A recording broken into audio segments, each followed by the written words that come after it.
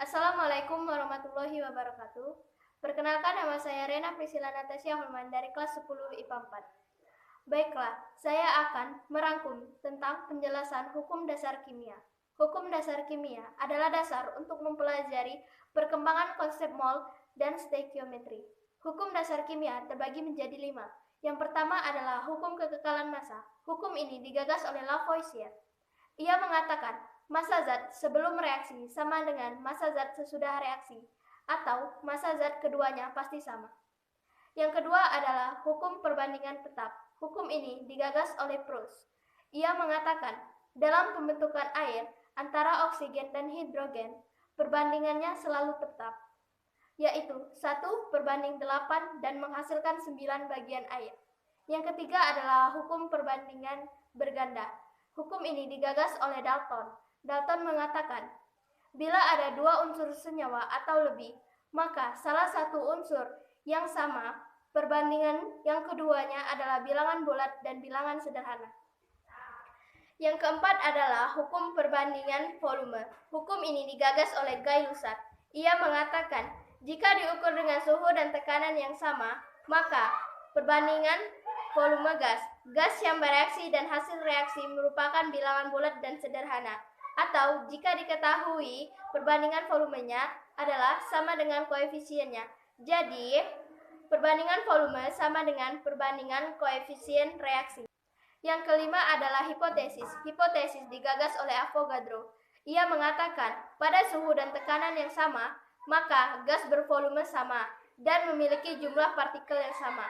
Bilangan Avogadro yaitu 1 mol sama dengan 6,02 kali 10 pangkat 23 atom. Itulah penjelasan 5 hukum dasar kimia dari saya.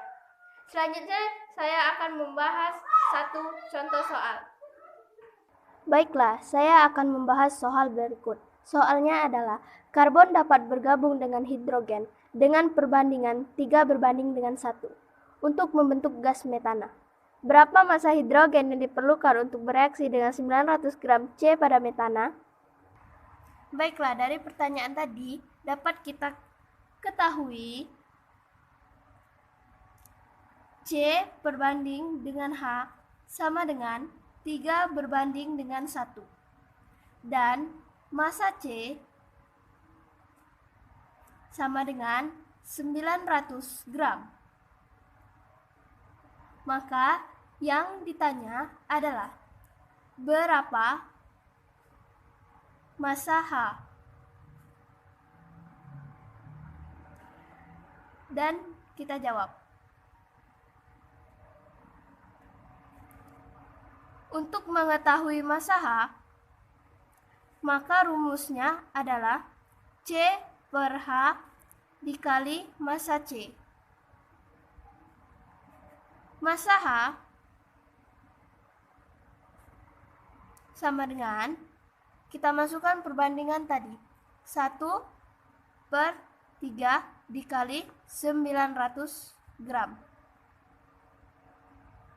Maka hasilnya adalah 1 dikali 900 masih 900 dan 900 dibagi 3 sama dengan 300 gram. Jadi, massa H adalah